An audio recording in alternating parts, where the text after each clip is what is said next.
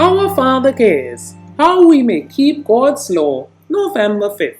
His work is honorable and glorious, and his righteousness endureth forever. Psalms 111:3. One ray of the glory of God, one gleam of the purity of Christ, penetrating the soul, makes every spot of defilement painfully distinct and lays bare the deformity and defects of the human character. How can anyone who is brought before the holy standard of God's law, which makes apparent the evil motives, the unhallowed desires, the infidelity of the heart, the impurity of the lips, and that lays bare the life, make any boast of holiness?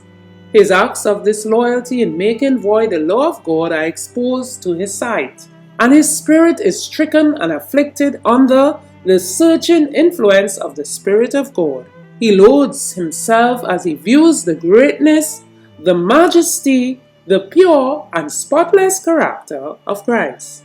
When the Spirit of Christ stirs the heart with its marvelous awakening power, there is a sense of deficiency in the soul that leads to contrition of mind and humiliation of self rather than to proud boasting of what has been acquired.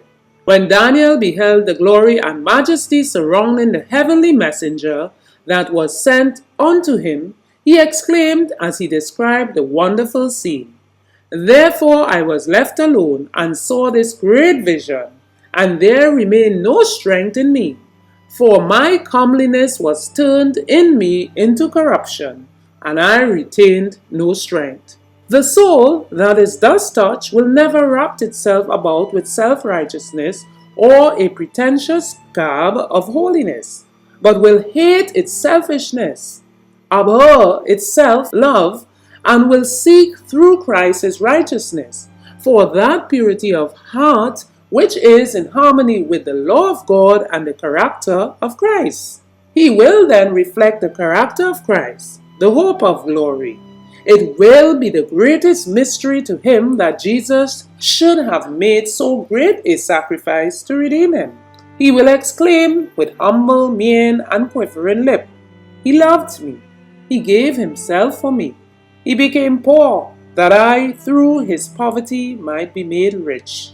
The man of sorrows did not spurn me, but poured out his inexhaustible, redeeming love, that my heart might be made clean. And he has brought me back into loyalty and obedience to all his commandments. His condescension, his humiliation, his crucifixion are the crowning miracles in the marvelous exhibition of the plan of salvation. All this he has done to make it possible, to impart to me his own righteousness, that I may keep the law I have transgressed. For this I adore him. I will proclaim him to all sinners." Reflecting Christ 63 from Our Father Cares, page 321.